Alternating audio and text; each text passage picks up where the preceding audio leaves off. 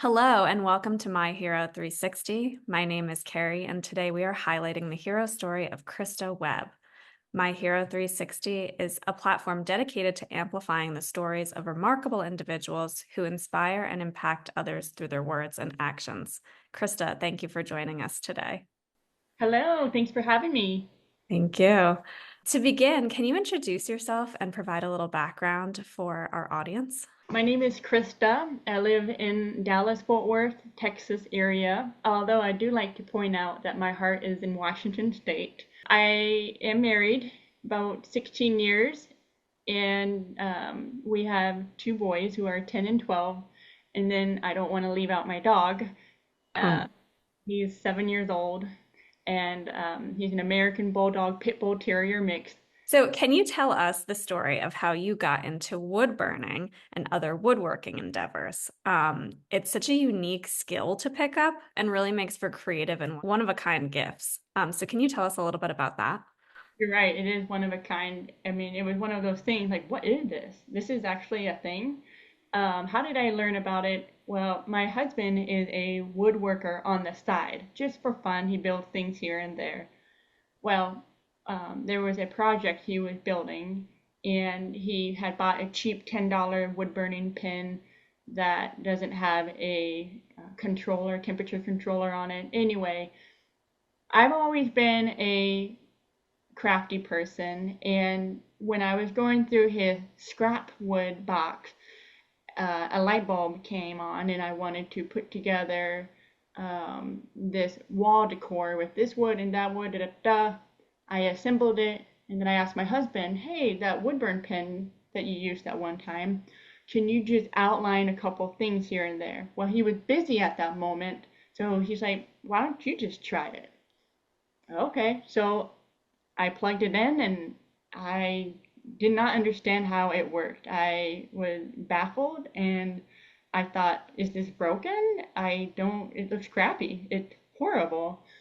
So then the curious side of me, I hop on to the Facebook group, and I type in the wood burning Facebook group or something. And then my mind was blown away.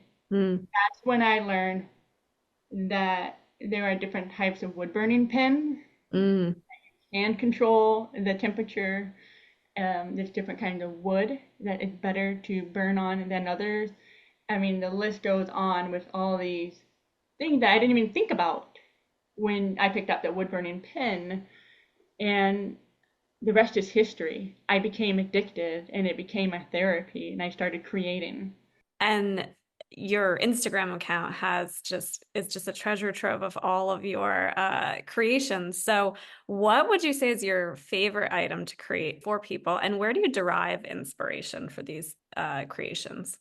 A lot of my inspiration just comes from my experience, from my condition, what I live with. So I am, deaf blind or hard of hearing, legally blind, and so a lot of that ties with uh, maybe Braille or American Sign Language.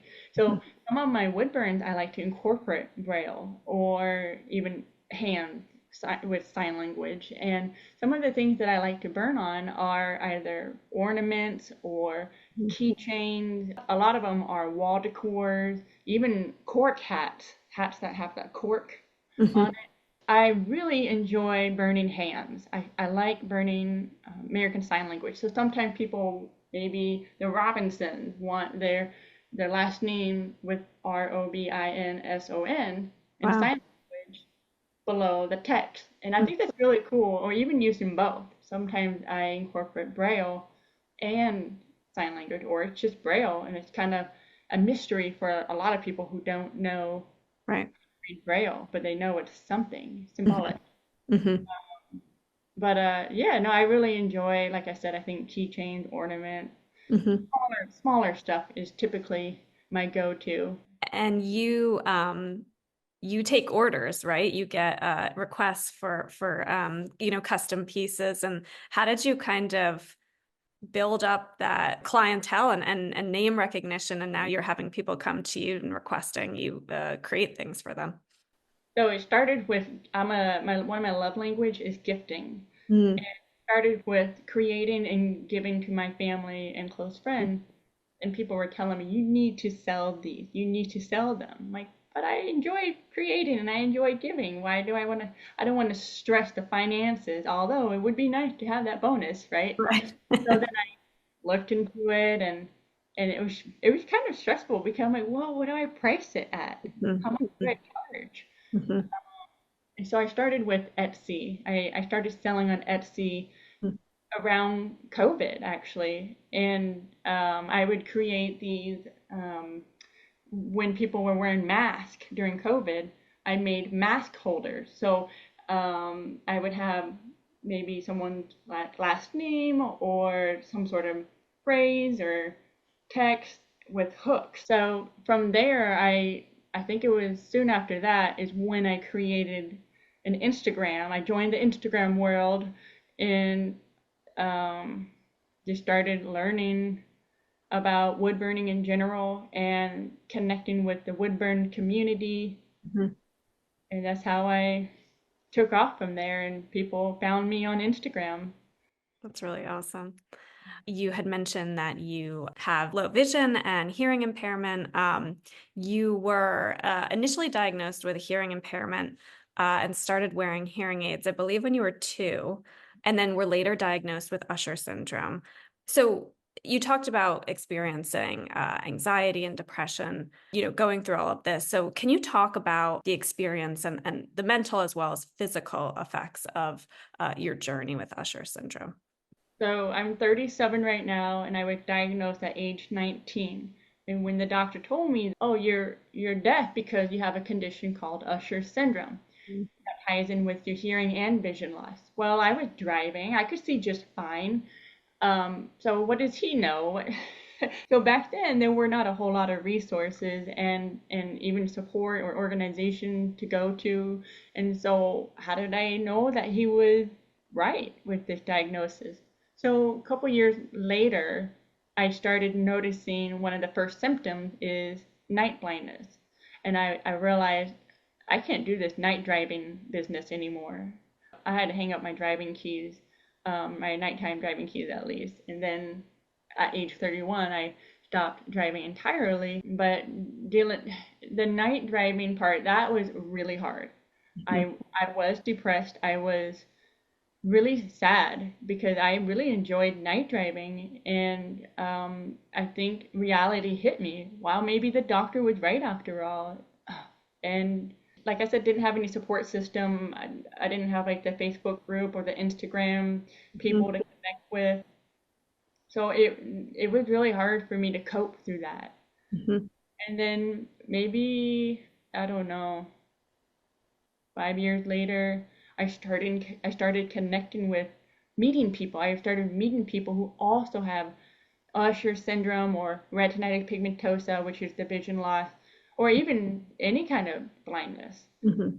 And just meeting other people, although you don't want people to experience that kind of stuff, like, oh, but it's nice to know you're not alone and other people get it.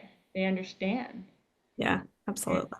we can be each other's cheerleaders. Yeah. Hey, you got this. You go for it. Go ahead and get O&M training with your white cane, or go ahead and go for it and get a guide dog. So that Mhm. really helped, just really owning up to my disability. And it's been a journey, I would have to say. And when we previously talked, you mentioned that the wood burning, it gave you something to do with your hands and your mind, right? To kind of take it off of this, focusing on what you were going through with your vision loss. So, can you talk a little bit about that and how important it is to have like a passion and a hobby?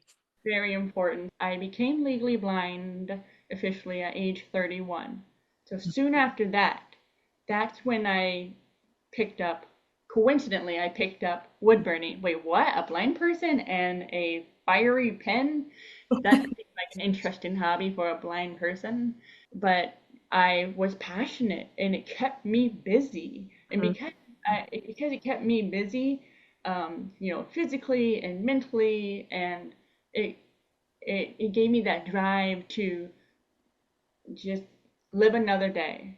Mhm. And I know not very many people talk about this, but it's easy to get yourself in that rabbit hole, in that deep rabbit hole, Mm. and you start questioning your life. Yeah. Is it worth being alive? And yeah, I did go down that rabbit hole. Mhm. One of the reasons why I'm here today is what I tell people is because of my boys. The reason why I roll out of my bed is I gotta be strong for them. Yeah. But also having a hobby, keeping yourself busy while like my boys are at school, Mhm. I gotta keep myself busy. Mhm. And my wood burning is my one of my go-to to make it through the day and enjoying the process while I'm wood burning. Yeah. And you're making something beautiful that, people cherish and they give as gifts, and that must be so rewarding, I would imagine. It means the world to me. That affirmation, it Yeah. means the world to me that it's a win-win situation. Mm. Is yeah, and not only is it my therapy, but they're supporting my therapy in Right. return. Right. That's awesome. So your Instagram account is full of your wood burning creations, but also some of the content that you create is really educational as it relates to vision impairment and the way that different conditions impact vision. And I think it's a really important use of your platform because I think there's misperceptions about the spectrum that is blindness and vision impairment. So, what prompted you to start to create more of these educational and informational videos? I think just sharing my story, and one way of sharing my story is actually through my wood burning art. And then I just started transitioning to real life stories, not just through art, but also let's show some examples of me using a white cane, Mhm. crossing a crosswalk, or just sharing stories of this happened today when I went to the restaurant, or things like that. And so I think meeting with other people virtually on social media, I think it helped encourage them to perhaps use their white cane or their mobility aid. I think it's one of my goals is to help encourage people to do what is best for them, Mhm. and to encourage them to be brave and to get out. There's a lot more happiness out there than maybe we are telling ourselves. What has been some of the feedback that you have received on some of that more educational content? A lot of it has been very positive. People have reached out saying, "Wow, totally relatable," and they Mm. share the content on their social media. And then there are so those people who are they share ignorant comments, which is fine. We've all been in that ignorant boat, even myself. Um, and I think if you don't ask, you don't know. But there are unkind comments that people have written, and I think that I just hope that those unkind comments turn into a realization. Oh, maybe I should have been a bit kinder about this. I didn't realize da da da. And like you said earlier on, that there's a not a lot of people know that blindness is a spectrum, Mhm. and and that's a phrase that we say a lot in the blind community because about 90% of the blind see something. So that's a lot of us. Mhm. And so we are busy constantly educating people that we may see some light, maybe we see shadow, maybe we see a little bit, but um, that doesn't mean we're faking it. I think that's why I use my social media to help educate. It's a great way to help educate, spread the word. Right. Yeah. Yeah.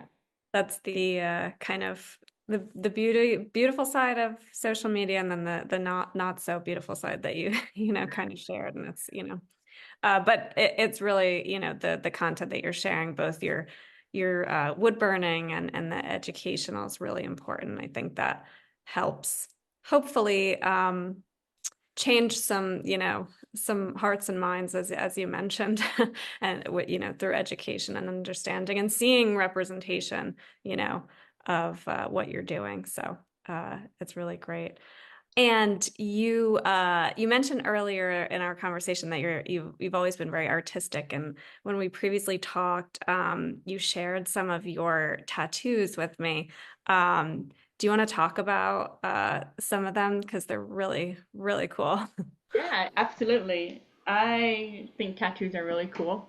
And I got this tattoo, ooh, I don't know, maybe 10 years ago. It's on my left arm and it's a blue ribbon. I'm going to lift my left sleeve up here. It's a blue ribbon, and below the ribbon reads even broken crayons still color, with some broken crayon, different colors, although I do need to freshen up the tattoo colors. Um, but the whole message behind it, that we're all broken one way or another, but we can still thrive. We can still do great things in this world. Yeah. And I think that's the whole purpose of this whole message here, Yeah. with me, with the blue ribbon representing Usher syndrome. That yes, even though my eyes are broken, or the way I look at it, some people might not look at it that way, but the way I look at it is, even though my eyes are broken, I can still live a great life. Yeah, and then on my right arm, this one I got earlier this year, and it's a realistic eyeball inside of a dream catcher, and I've always been a fan of dream catchers, but the eye in the middle, I feel like, so the symbolism behind dream catchers is to keep the evil away and to protect you. And so I like to think that the dream catcher is protecting my eye. So maybe with the little bit of vision I do have, I just hope that the dream catcher, the spirit or whatever, is just protecting from my dying rods, dying quicker. Like, take your time. I don't need no more dying cells today, you know. So I don't know, but I think it's a pretty cool tattoo, so I'm pretty proud of it. Yeah, that eye is like I said, stunning. It's just so well done. And the message behind the tattoos is really beautiful as well. Thank you. My Hero 360 is all about recognizing individuals who have embraced life's challenges and turned it into something powerful and hopeful for others. Can you share some ways that you have not let your own obstacles define you? So I think because I use a white cane, it has really given me the independence, the freedom to navigate, you know, by myself. And because of that, I have confidence to travel by myself. Say, I've traveled to Arizona, I've traveled to Washington State. Pretty soon, I'm going to be traveling to New York City.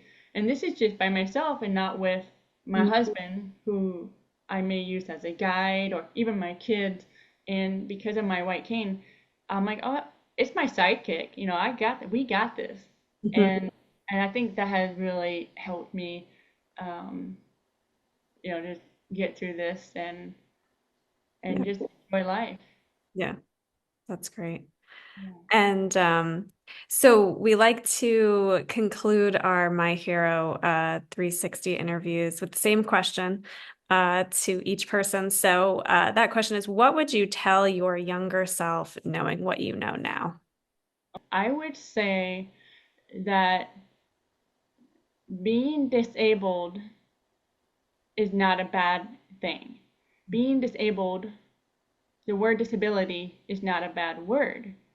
And another thing is, there is a spectrum to almost everything, I would say. Mm. Spectrum to vision, spectrum to hearing, spectrum to different conditions out there. There's so much out there that we have yet learned about. So I think that's what I would tell myself if I was younger, that um, it's okay to own up to your disability, that being disabled can be cool. Mhm. And so thank you for sharing this experience with us, Krista. We know that your story is really going to resonate with a lot of listeners. Everyone should go check out your Instagram and all of your designs. They're incredible. Thank you for partnering with us on this. We really appreciate it, Krista. My pleasure. Thank you.